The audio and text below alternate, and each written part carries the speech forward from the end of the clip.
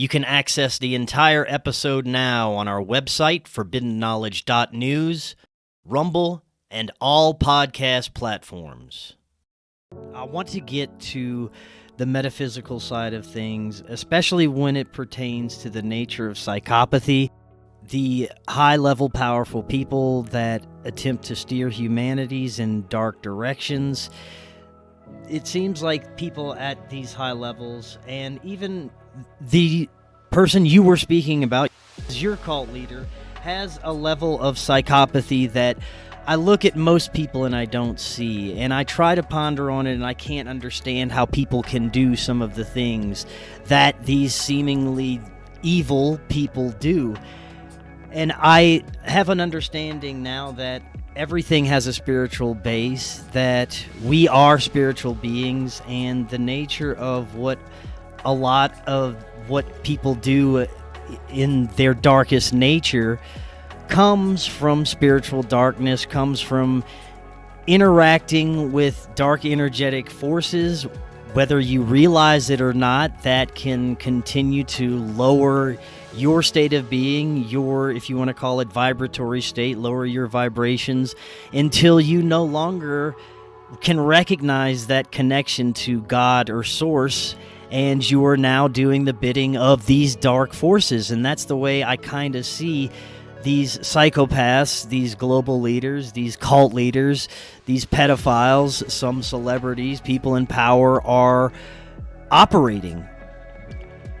I think that we will never understand the situation that we're in and how to get out of it until we address that fact that evil is real, that people are infested with demons, and that's what we're dealing with. And that was a shock to me too. I remember even when I started writing and using the word evil, I thought, oh, that's, it's a bit too much. I shouldn't really talk like that. And then you find out what's going on, and then you're like, it couldn't be that bad, surely. But actually it is, and it's worse. So we are dealing with demonic entities, and it's one of the things I learned is that there are ways that these dark forces enter into a human body, and one of the main ways they enter in is through anal rape. That's why pedophilia is the way it is. That's how the demons that's how they get control of a human body. And then they run the show, then they run the addictions, and then they can siphon energy and that is very interesting. That gives a whole new outlook when I look at some of the initiations that you hear about from higher levels of people in power, some of the sexual depravity that they have to take part in. From what you just said, that would actually make a lot of sense as to what we're seeing the outcome of some of these people's lives become.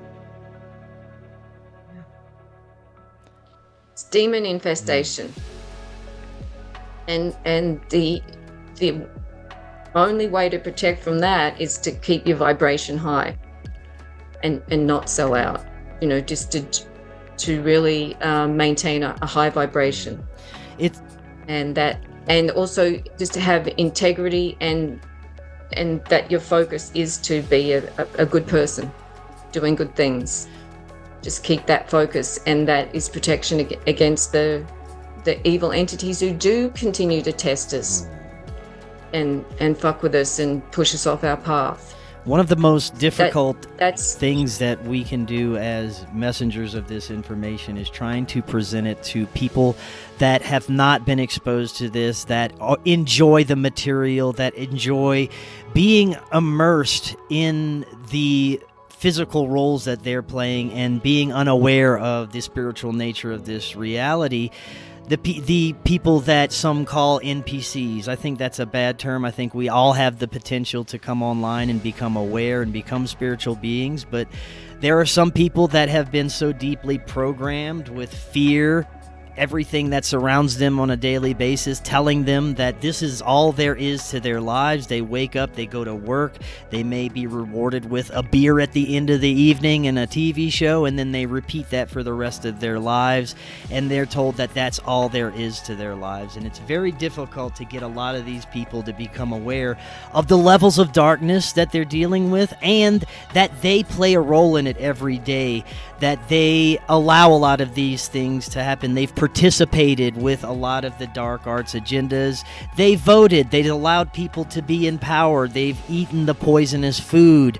They've participated with the crazy agendas that have come out. We've, as a collective, as a whole, have done this for decades, if not centuries, and it seems like recently more and more people are starting to become aware that this is occurring. There are still the few that I just mentioned where it's very difficult to get this information to them. Yeah, I agree. What continues to amaze me is the level of evil genius that the call them the controllers, temporary controllers, powers that shouldn't be, the evil genius that they use to keep people ignorant of the situation and then supporting and participating in their own enslavement. Yeah.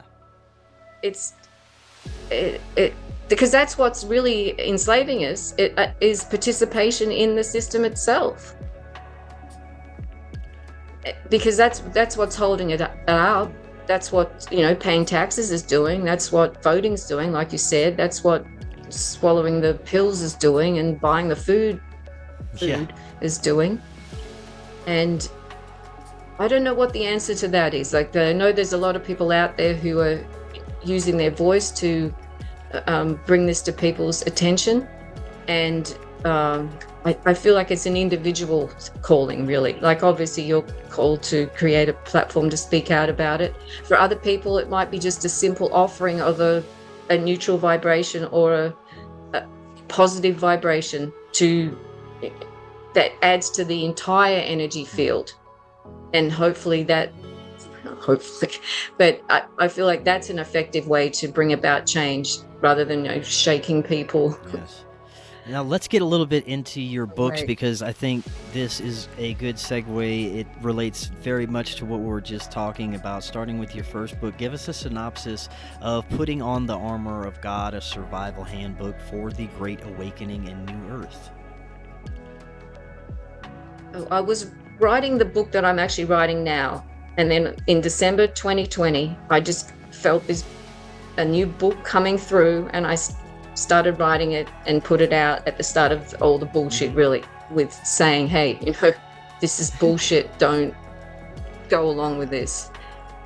And including, it's interesting because I did so much research, and I'd end up on the floor in tears when I found out what was going on, what was in these bioweapons and how they were affecting people. So it was really written as a warning, and also with a lot of the medicines, the natural medicines that are available to us, that are free, that are effective, that have no side effects, and that we can use to stay healthy, protected, grounded, empowered, resilient. These are, like I said at the start, these are the medicines that are being forgotten. They're medicines that the ancient people knew about. They're medicines from different indigenous wisdom traditions. And they're essential. Like, we can't expect to have optimal health, physical health, mental health, spiritual health, without using these natural medicines, without spending time in nature, without being directly connected to the earth, without sunlight, and without actual real fresh fruit and vegetables. There are things that we need in order to be as strong and healthy and happy as possible. So that was really what the putting on the armor of God was about. How we can protect ourselves from the dark forces that are, we're basically under constant attack. I mean, the Third World War is already well underway. Yeah. It's ridiculous to even question this. It's a constant battle that we're facing. an attack. The most concerning part about what we're facing now is the focus on the younger generations. I think there's a realization that a lot of people in our age range or older or around the same age are becoming more aware of the BS.